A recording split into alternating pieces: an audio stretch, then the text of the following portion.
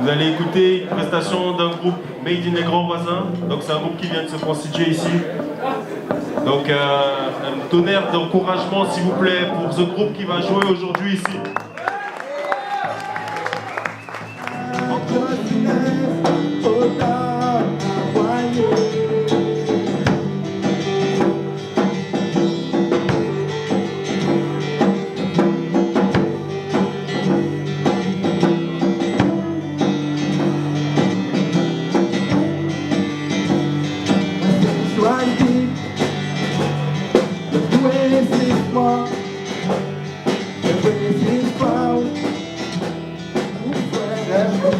Il n'y a pas un mois, on nous a supprimé, on a dit qu'on devait jouer ici, on a composé 3 morceaux, 4 morceaux qu'on devait jouer. Je ne sais pas si ça vous a plu, mais j'espère que prochainement on fera mieux que ce qu'on a fait ce soir. Et nous aimons. Sinon, là, c'était bon. L'autre essai, on ne savait pas que ça allait donner parce qu'on a toujours ça un mois. Ah oui, mais c'est bien déjà. Pour un mois, c'est hyper bien. Pour un mois Bah, c'est pas un mois, c'est 4 répétitions. Ouais, c'est super bon déjà que vous soyez. 4 répétitions. 4 répétitions, c'est pas un mois entier. Bah, c'est cool. J'espère que. 4 répètes. Comment c'est qu'on peut jouer? On se fait applaudir par les gens.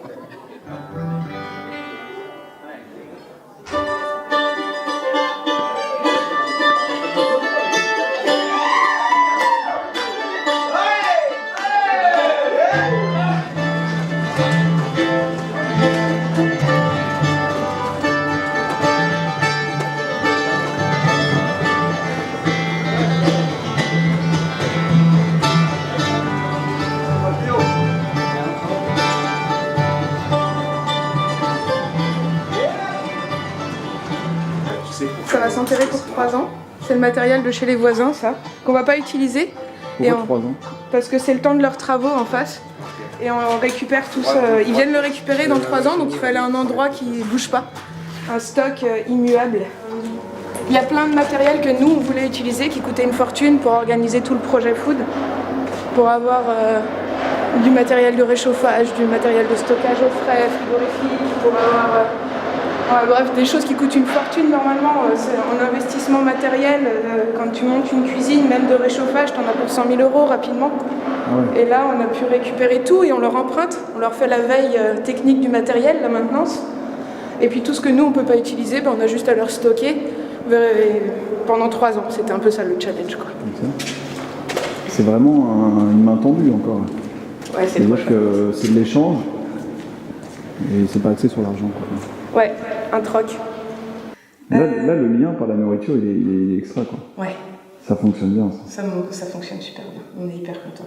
Ensuite, il y a pas mal de frustration, parce que beaucoup s'imaginaient pouvoir avoir comme un revenu un peu fixe, et ça peut que rester occasionnel, parce qu'il y a beaucoup de monde qui veut le faire, du coup les créneaux sont encore petits de vente, et en attendant le gros projet à Jalaguier, et il faut être patient, quoi. Et ils sont courageux de débroussailler tout ce chemin avec nous, de faire là tous les résidents qui nous aident, qui se lancent dans la vente maintenant, ils nous aident vraiment à monter tout le projet, à définir tous les besoins, à rattraper le retard sur tout ce dont on n'avait pas pensé, quoi.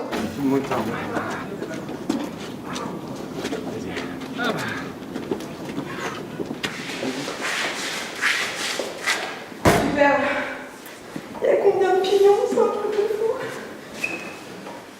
T'as ton nouveau jouet alors? C'est mon dada, les batteurs.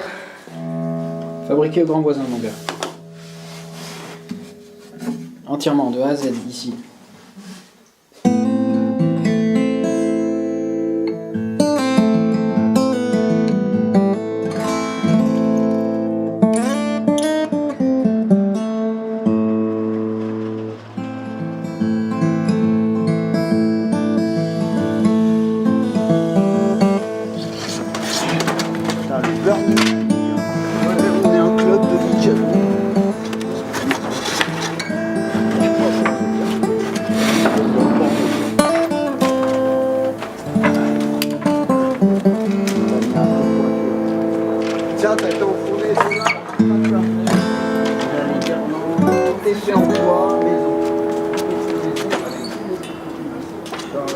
C'est ça.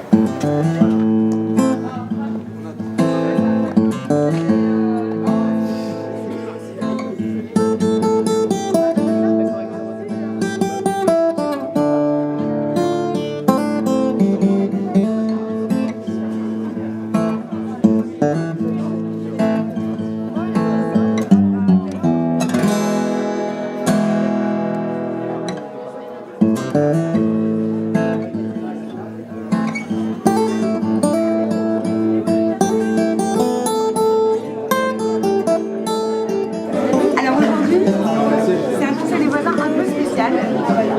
On a gagné des sous, on a organisé des visites, des tournages, on est même passé derrière le bar à la lingerie.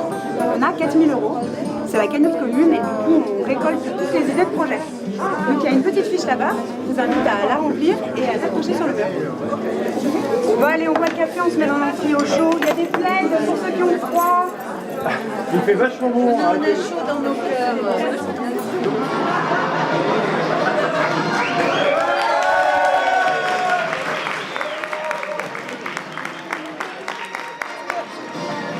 Aujourd'hui, c'est notre 7e conseil des voisins, ce qui est quand même pas mal.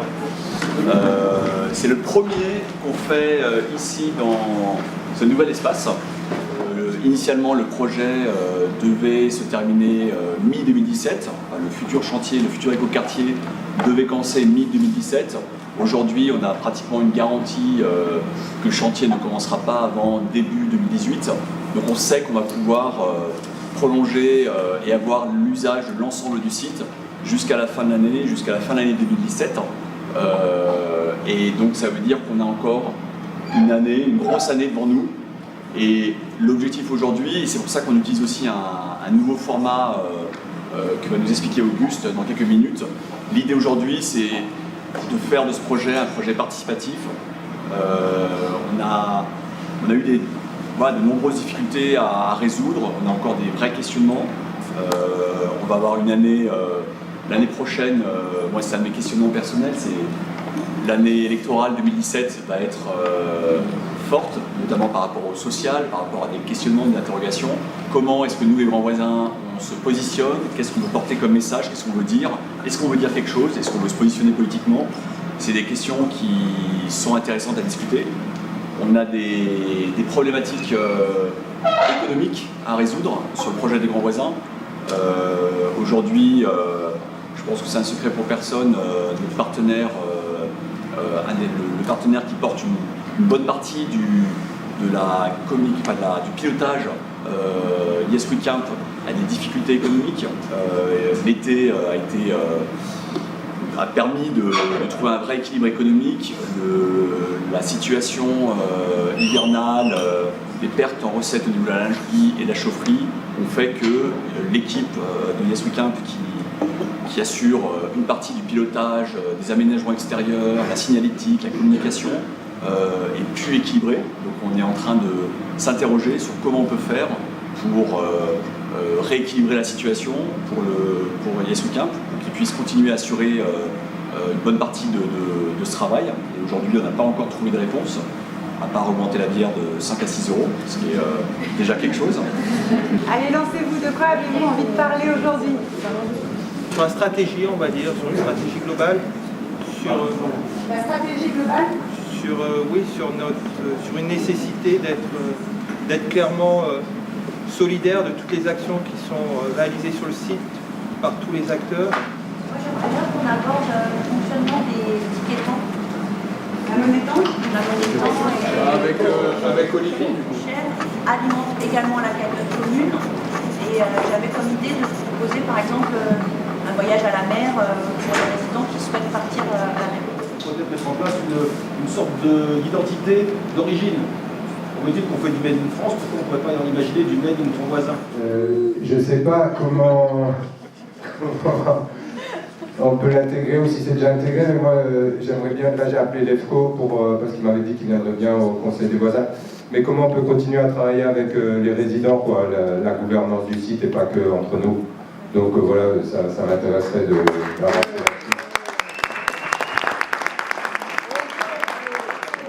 Est-ce qu'on doit qu'on doit continuer à travailler ou est-ce qu'on doit tout simplement travailler avec les résidents? Est-ce que c'est pas un postulat de départ que tout ce qui doit être fait ici doit être fait avec les résidents? Ça, c'est pour ça que moi je trouve que ce sujet il rentre également dans stratégie et dans politique. Il me semble que le site prône quand même beaucoup l'égalité de chacun. Il me semble que les hébergés doivent faire partie d'un maximum d'espace au même titre que nous.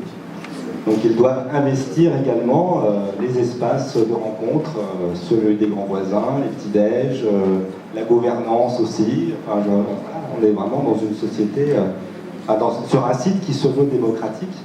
Par exemple, moi je me posais la question sur le label aussi, la marque déposée Grand Voisin.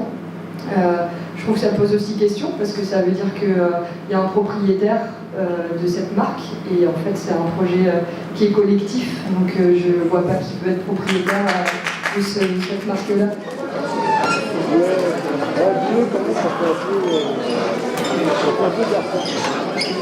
Là, il y a des mécaniciens, il y a des soudeurs, il y a des peintres, il y a des artistes, il y a des gens dans l'industrie. C'est dommage de ne pouvoir échanger plus avec eux. Là, on fait le minimum possible, ou le maximum possible, on va dire, plutôt. Mais il y a toutes les contraintes des lois. Toi, tu es vraiment que spécialisé dans la fabrication des vélos? Non, Non, pas c'était pas mon métier. En fait, ça, c'est un truc de lieu. J'allais faire ça, j'allais commander ça à l'étranger, parce qu'ici en France, c'était trop cher. Et quand je suis arrivé dans le lieu, quand j'ai vu qu'il y avait tout ce savoir-faire, les artisans, etc., je me suis dit, bon, pourquoi pas nous? Pourquoi pas soi-même? J'aime beaucoup le travail manuel, mais j'avais pas ni les outils ni l'espace. Là, j'ai l'espace. Les outils, bon, j'ai acheté certains, mais d'autres, c'est les gars à droite, à gauche qui nous prêtent. Jesui Camp, Rodrigo, Guillaume, etc. Et ça m'a boosté vraiment pour les fabriquer ici. Donc ça, c'est un peu de la magie de lieu. C'est intéressant à ce niveau-là, c'est-à-dire que tu es arrivé et que tu as profité du lieu pour développer un peu ton activité. Sinon, ça serait acheté ailleurs, quoi. Mais là, c'est carrément le lieu qui m'a donné l'envie.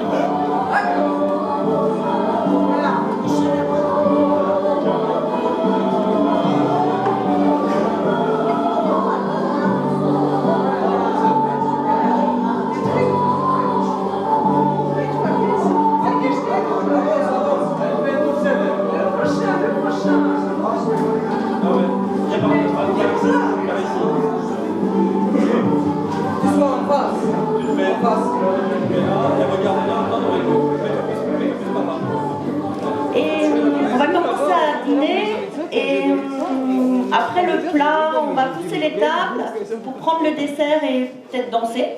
Donc organisez-vous en conséquence. Et puis on a une petite surprise qui est là derrière nous. Donc au moment de pousser les tables, il y aura une petite distribution de cadeaux. Vous passez une bonne soirée.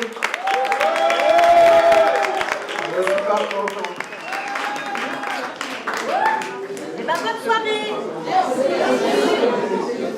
Je peux faire un genre de blues si tu veux. Ah ouais. Un truc comme ça, ouais.